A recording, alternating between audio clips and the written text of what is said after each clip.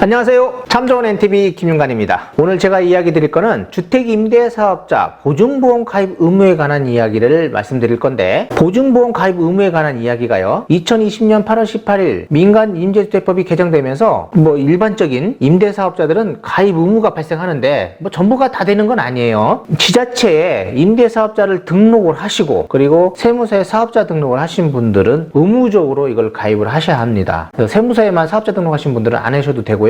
지자체에 등록하고 세무서에 사업자 등록하신 분들, 그분들만 가입 의무가 있다라는 거고, 전에도 이게 보증보험 가입 의무가 있긴 했었어요. 그거는 어떤 분들이었냐면 건설임대주택 아니면 매입임대주택에서 100호 이상 이런 분들이 의무 가입 대상이었거든요. 2020년 8월 18일 법이 개정되면서 이제 이 임대사업자, 매입임대주택 사업자 중에서 아까 제가 이야기한 지자체에 등록을 하고 세무서에 사업자 등록하신 이분들은 무조건 의무적으로 가입을 해야 된다고 합니다. 이 보증보험에 관한 취지는 뭐냐면, 요즘 보시면은 임대 보증금 반환받지 못하는 임차인들이 무지 많아요. 임대 사기, 분양 사기 이런 이야기들이 나오면서 많은 분들이 지금 보증금을 잃어버리는 그런 일들이 발생하고 있는데, 그런 것을 막기 위한 제도라고 생각하시면 되겠습니다. 그래서 임대사업자의 부도등으로 인해 가지고 임차인이 보증금을 반환받지 못하는 경우에는 이 보증기관, 서울보증기관하고 그리고 이게 주택도시보증공사잖아요. 여기 허그 그리고 SGI 이렇게 두 군데인데, 여기에서 임대보증금을 대신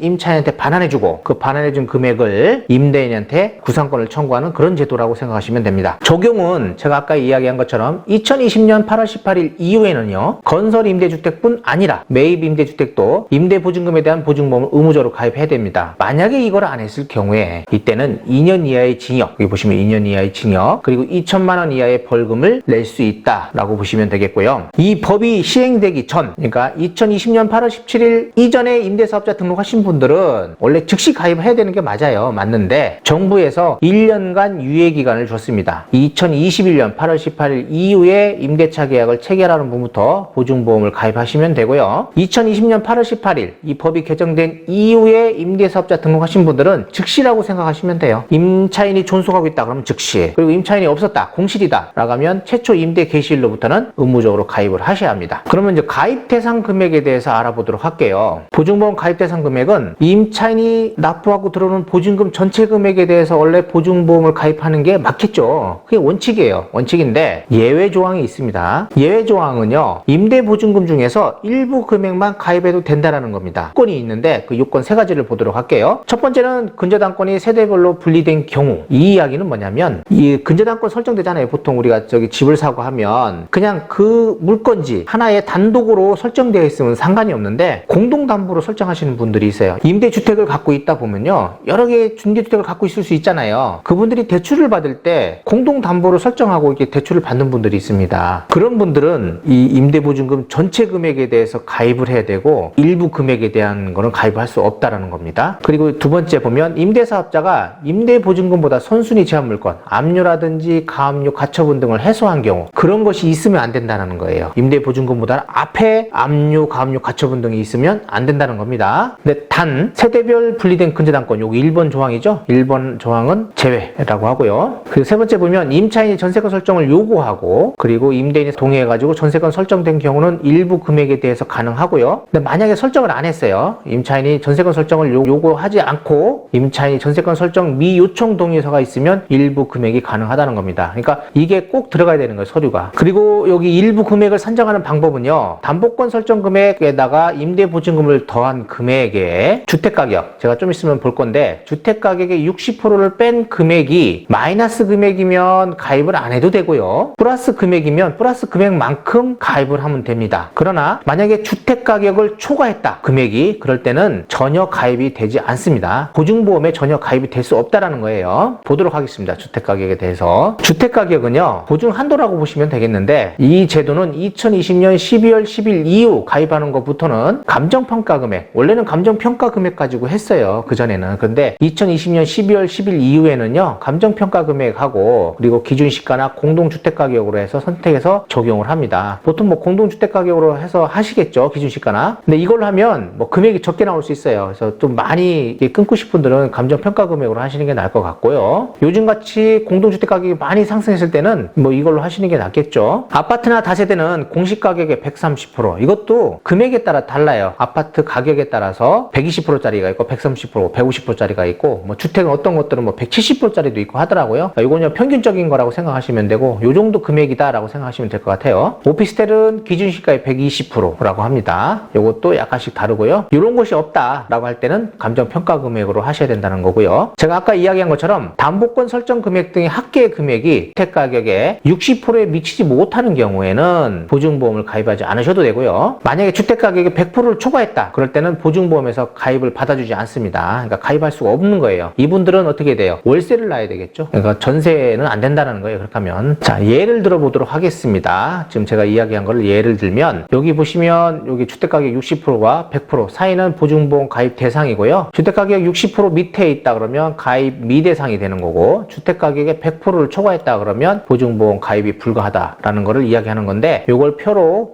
예제를 들어봤어요. 임대주택 가격이 10억이라고 합시다. 이 10억이라고 하는 임대주택 가격 아까도 이야기했지만 공시 가격의 130%, 뭐 140% 그렇잖아요. 그 금액이 나온 게 10억이라고 할 때 그걸 가지고 예를 들은 거예요. 담보권 설정 금액 등 임대보증금이 만약에 5억이라고 해요. 임대주택 가격이 10억이라고 했잖아요. 이거의 60%, 6억을 빼면 마이너스 1억이에요. 이런 분들은 가입 안 하셔도 돼요. 이 담보권 설정하고 그리고 임대보증금을 합했는데 7억이 나왔어요. 근데 주택 가격이 60%예요. 그럼 마이너스 6억이잖아요. 마이너스 6억 하면 플러스 1억이 나와요. 그러니까 이 금액만 가입하시면 된다는 겁니다. 아까도 얘기했지만 또 주택 가격을 초과할 때는 가입 불가라는 거. 이렇게 하시면 되고 이런 가격 등은 일단은 뭐 전화로 문의하시는 게 좋을 것 같아요. 허그라든지 서울보증보험에 전화로 해서 물어보시면 이제 서류 같은 거 준비해오라고 할 거 아니에요. 서류가 좀 많더라고요. 그러니까 서류 같은 거 준비해가지고 가시면 그때 요 금액들이 이제 나올 것 같고 대략적인 거는 이렇게 해서 판단해 보시면 될 것 같아요. 내가 받을 수 있을지 없을지는 대략적으로 판단해 볼 수는 있다. 그러면 이제 수수료에 관한 이야기입니다. 이제 보증보험을 가입을 하면 이제 수수료가 나와야 되잖아요. 감정평가를 받게 되면 감정평가 비용이 30에서 50만 원 정도가 들어가요. 근데 감정평가를 안 받고 주택가격 산정해가지고 한다고 하면 이제 수수료가 이제 얼마가 나올 거 아니에요. 근데 이 수수료도 임대인에 따라서 다르다고 그래요. 임대인의 신용도에 따라서 많이도 나올 수 있고 적게도 나올 수 있다고 합니다. 그래서 수수료는 처음 보증보험 가입을 하게 되면 임대인이 먼저 납부를 할 거예요. 그리고 이제 임차인한테 받겠죠.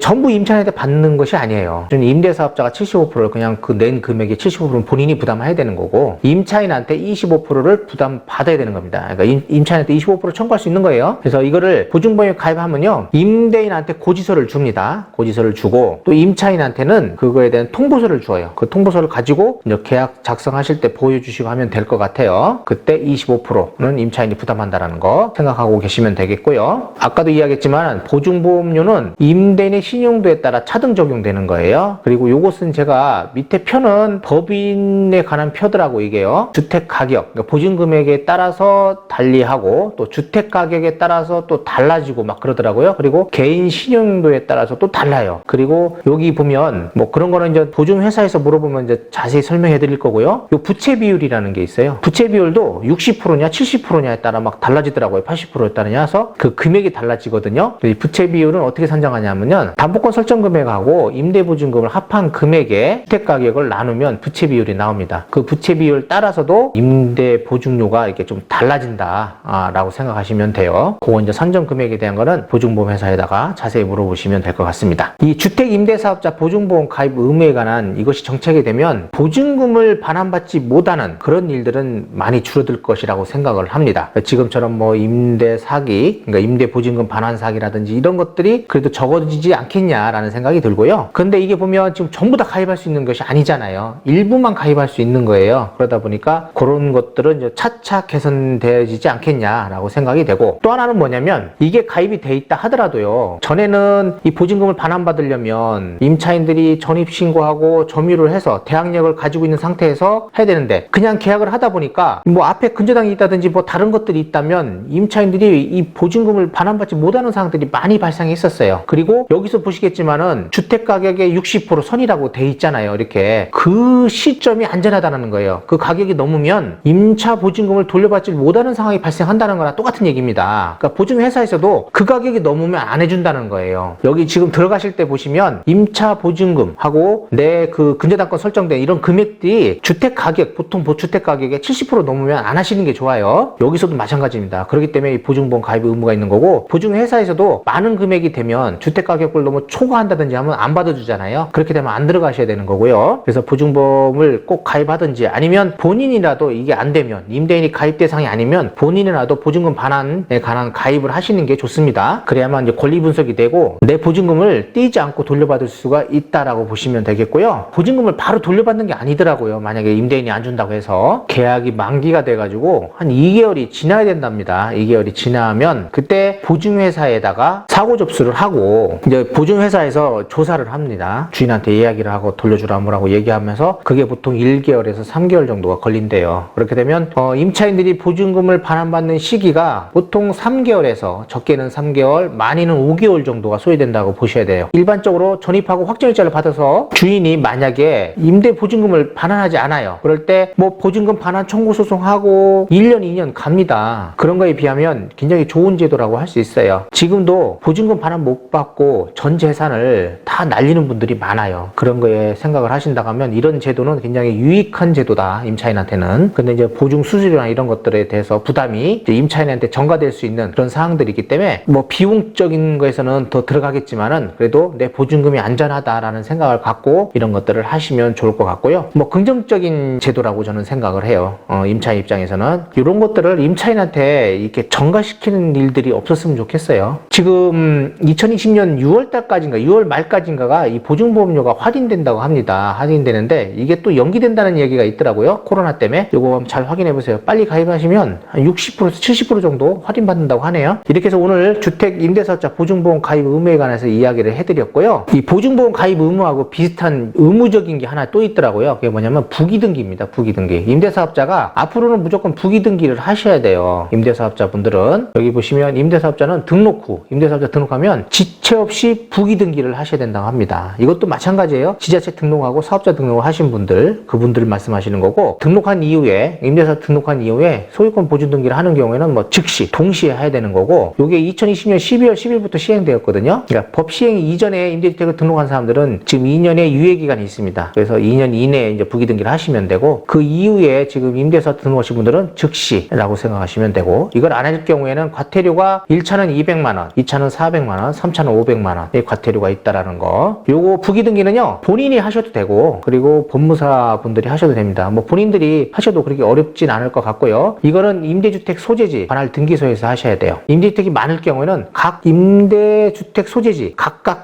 다 별도로 하셔야 되는 거예요. 보증보험에 관한 이 가입 의무에 관한 이야기하고 부기등기에 관한 이야기를 말씀드렸습니다. 네, 이렇게 해서 오늘 이야기를 마치도록 하고요. 다음에도 더 좋은 정보를 가지고 찾아뵙도록 하겠습니다. 감사합니다. 참, 세종시 부동산에 관한 모든 것은 아리랑 부동산으로 오십시오. 필요한 사항들을 상담할 수 있는 것들은 상담해드리고요. 세무적인 것도 뭐 대략적인 상담은 저희들이 해드릴 수 있어요. 모든 뭐 자세한 사항들은 세무사분들한테 상담 받으시고요. 일반적인 대략적인 상담은 저희들이 해드리고 있습니다. 다 무료로 상담해드리니까 오셔가지고 상담 받으시고, 그리고 뭐 임대 3법에 관한 이야기들 이런 것들은 저희들이 상담해주고 있습니다. 그러니까 한번 찾아뵈서 커피도 한잔 하시고 상담도 받으시고, 그리고 집에 대한 가격 이런 것도 알아보시고 하셨으면 좋겠습니다. 아리랑 부동산 잊지 마시고요. 다음에도 또 좋은 정보 가지고 찾아뵙도록 하겠습니다. 구독, 좋아요, 알림 설정 부탁드리겠습니다.